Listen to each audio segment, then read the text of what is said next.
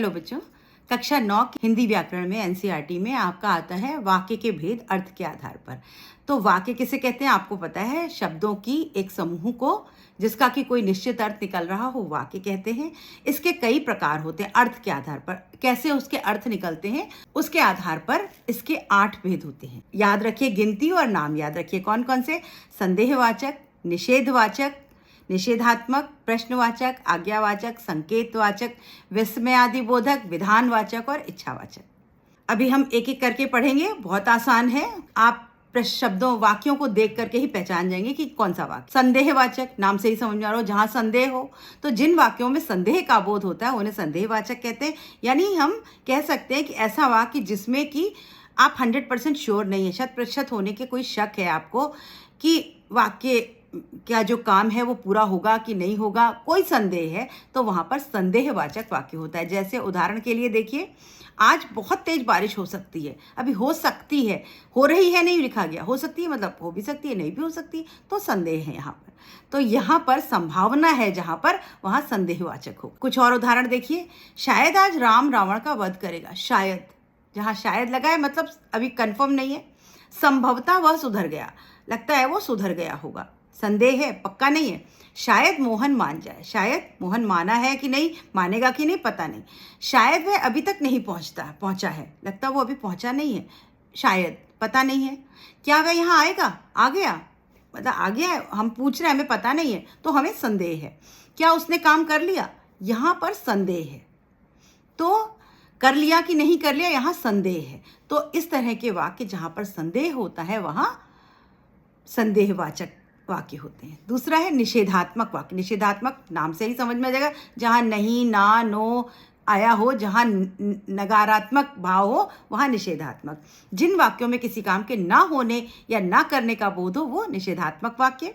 दूसरे शब्दों में कह सकते हैं कि जिन वाक्यों से कार्य के निषेध का बोध हो, कार्य ना होने का बोध हो, वो निषेधात्मक वाक्य कहलाते हैं। उदाहरण, मैं घर नहीं जाऊंगा। मैं नहीं जाऊंगा मतलब मेरा निषेध है, मना कर दिया मैंने कि मैं नहीं जाऊंगा। तो जहां ना, नहीं, मत इस तरह के शब्द आते हैं तो ये निषेध वाक्य है। और उदाहरण देखिए, मैं आज खाना नहीं खाऊंगा। राम आज स्कूल नहीं जाएगा। रमन आज खेलने नहीं जाएगा। राम आज रावण को नहीं मारेगा।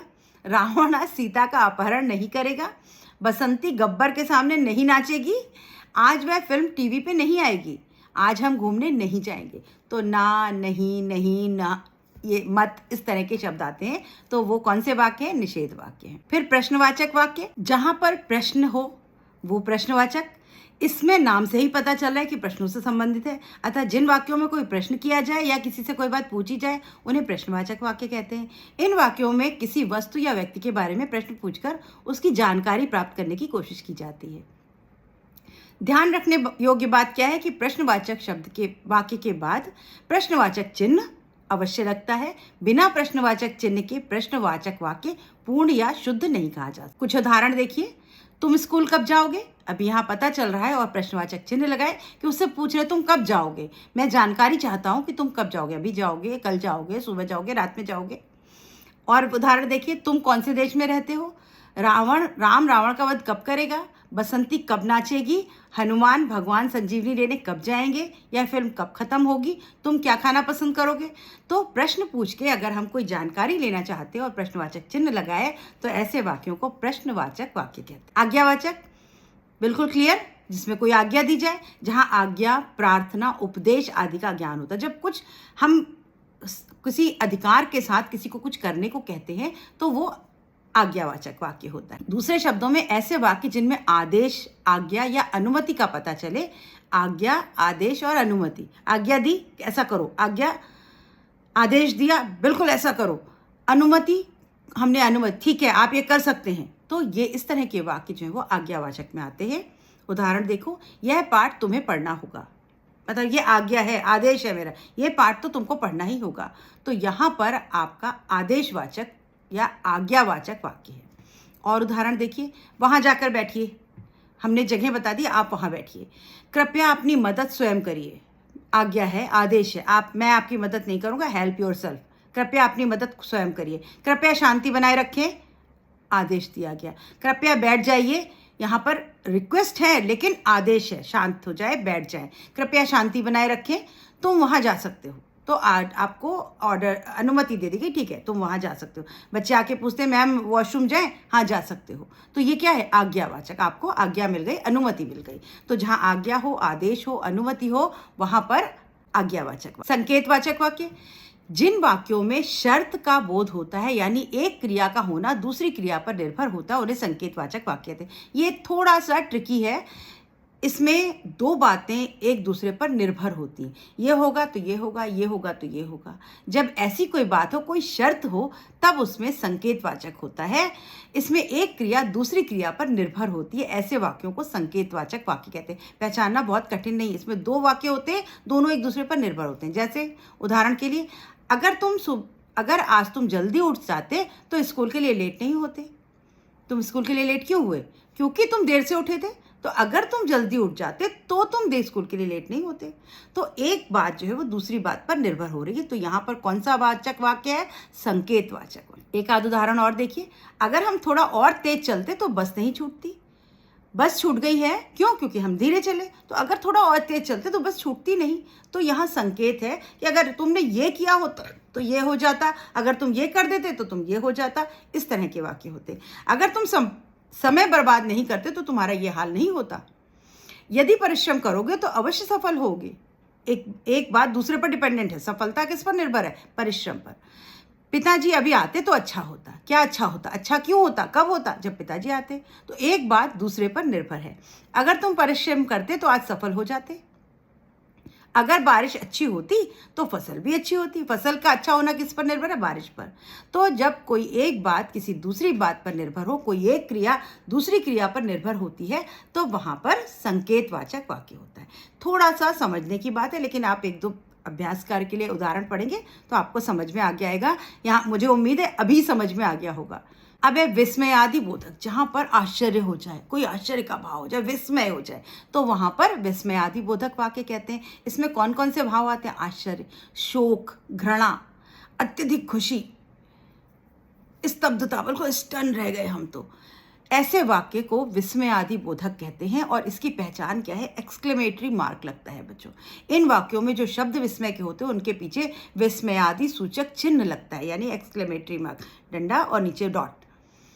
और इन चिन्हों से हम बहुत आसानी से पहचान लेते हैं कि ये विस्मयादि बोधक वाक्य है। वाह कितना सुंदर बगीचा है, वाह, और फिर एक्सक्लेमेटरी वाक्य यानी विस्मयादि बोधक। आश्चर्य हो रहा है, खुशी हो रही है, ओह कितनी ठंडी रात है, ओह मतलब हम वो हो रहे, परेशान हो रहे हैं, बल्ले बल्ले बल्ले हम जीत गए। क्या? भारत जीत गया? क्या के बाद एक्सक्लेमेटरी मार्क। हे भगवान, ऐसा मेरे साथ ही क्यों होता है? हाय मैं तो लुट गया। अरे तुम कब आए? तो जो भी शब्दों के बाद एक्सक्लेमेटरी मार्क होता है तो ये विस्मयादि सूचक मार्क है, चिन्ह है, और इनसे शुरू होने वाले वाक्य विस्मयादि बोधक वाक्य कहलाते हैं। इसमें विस्मय होता है, आश्चर्य होता है, बहुत अधिक खुशी होती है, बहुत अधिक दुख होता है, किसी भाव को प्रकट करते हैं। अब आता है विधानवाचक, जो कि सबसे आसान, जो साधारण सरल वाक्य होते हैं उनको विधानवाचक है। जिसमें कोई विधि बताई गई, कोई नियम होता है, उनको विधिवाचक कहते हैं। कोई सूचना मिली, साधारण, मैं जा रहा हूँ, मैं खा रहा हूँ, मैं सो रहा हूँ, मैं ये कर रहा हूँ, वो आ रहा है, उसने ये किया, उसने ये किया, वो ये करेगा, इसमें कुछ खासियत नहीं है, उनको हम विधानवाचक कहते हैं। दूसरे शब्दों में हम कह सकते हैं कि ऐसे वाक्य जिनसे किसी काम के होने या अस्तित्व का बोध होता है, वह वाक्य विधानवाचक वाक्य कहलाते हैं। इनको विधिवाचक वाक्य भी कहा जाता है। सरल शब्दों में कहा जा सकता है जिस वाक्य के द्वारा किसी काम का करना या होना पाया जाता है वह सरल वाक्य होते हैं। इसमें कर्ता, कर्म और क्रिया हो उसे विधानवाचक। कोई भी साधारण सरल वाक्य जिसमें एक कर्ता, क्रिया और कर्म हो उसको विधानवाचक कह सकते हैं। उदाहरण, हिमालय भारत के उत्तर में स्थित है। अब इसमें ना तो संकेत है, ना विस्मय है, ना आज्ञा है, कुछ भी नहीं है। साधारण बात कही गई कि हिमालय भारत के उत्तर में स्थित है। सूरज पूरब में उदय होता है, सूरज पश्चिम में अस्त होता है। इसमें कुछ खास बात नहीं, हम विधि बता रहे हैं, नियम बता रहे हैं, तरीका बता रहे हैं, तो ये विधानवाचक। और उदाहरण देख लीजिए, ममता ने खाना खा लिया। हिंदी हमारी राष्ट्रभाषा है, भारत हमारा देश है। राम ने खाना खा लिया, राम के पिता का नाम दशरथ है। राधा स्कूल चली गई, मनीष ने पानी पी लिया, अयोध्या के राजा का नाम दशरथ। कुछ खास बात नहीं है, साधारण हम सूचना दे रहे हैं, साधारण बात कर रहे हैं, सीधी सीधी बातें, एक कर्ता है, एक क्रिया है, कर्म है, तो विधानवाचक। इच्छावाचक, जहाँ पर हम कोई इच्छा प्रकट करते हैं वहाँ इच्छावाचक। अब इच्छा में क्या क्या हो सकता है? हम किसी को आशीर्वाद दे सकते हैं, कोई शुभकामना कर सकते हैं, भगवान तुम्हारा भला करे, तुम बहुत अच्छे निकलो, तुम बहुत खुश रहो। ये सब क्या है? इच्छा। हम इच्छा कर रहे हैं, कोई मनोकामना कर रहे हैं, कोई शुभ कामना कर रहे हैं। तो ऐसे वाक्यों को इच्छावाचक कहा जाता है, जिसमें इच्छा, कामना, आकांक्षा, आशीर्वाद का बोध हो, वो इच्छावाचक। उदाहरण के लिए, आज तो मैं केवल फल खाऊंगा। मैंने इच्छा करी, मेरी इच्छा है आज मैं केवल फल खाऊंगा और कुछ नहीं खाऊंगा, तो ये इच्छावाचक। और उदाहरण, ईश्वर करे सब कुशल लौटे, सब अच्छा अच्छा हो जाए, भगवान तुम्हें दीर्घायु करे, भगवान करे तुम एक दिन कुत्ते की मौत मरो। अब इसमें बुरी कामना भी आ गया, अच्छी कामना भी है, बुरी कामना भी है। दूधो नहाओ, पूतो फलो, नव वर्ष मंगलमय हो, तुम्हारा कल्याण हो, शुभ दीपावली, भगवान तुम्हें लंबी उम्र दे। इस तरह के जो वाक्य होते हैं उनको हम इच्छावाचक वाक्य कहते हैं, जहाँ हम कोई कामना करते हैं, कोई इच्छा करते हैं, कोई आशीर्वाद देते हैं। ये सब वाक्य इच्छावाचक वाक्य में आते हैं। तो बहुत आसान है बच्चों वाक्यों को पहचानना। इनके नाम में ही आप इनके भेद याद कर लीजिए, आपको इनके भेद से ही आप उनको आराम से पहचान। संदेह, जहाँ संदेहवाचक हो, संदेहवाचक वाक्य। निषेधात्मक वाक्य, जहाँ ना नहीं का हो, बोध। प्रश्नवाचक, जहाँ प्रश्न हो और प्रश्नवाचक चिन्ह हो। आज्ञावाचक, जहाँ कहीं आज्ञा, आदेश, अनुमति की बात हो। संकेतवाचक, जहाँ इशारा किया जा रहा हो, ये होगा तो ये होगा, ये होता तो ये होता, दो क्रिया एक दूसरे पर निर्भर हो। संकेतवाचक। विस्मय आदि, आश्चर्य हो, वहाँ विस्मय आदि बोधक और एक्सक्लेमेटरी मार्क लगा होगा। विधानवाचक, जहाँ साधारण बात हो, साधारण सूचना दी गई हो, वो विधानवाचक। इच्छावाचक, जहाँ हम कोई कामना करते हैं, कोई आशीर्वाद देते हैं, कोई इच्छा करते हैं, वो इच्छावाचक। तो ये हैं अर्थ के आधार पर वाक्यों के भेद। मुझे उम्मीद है आपको समझ में आया होगा।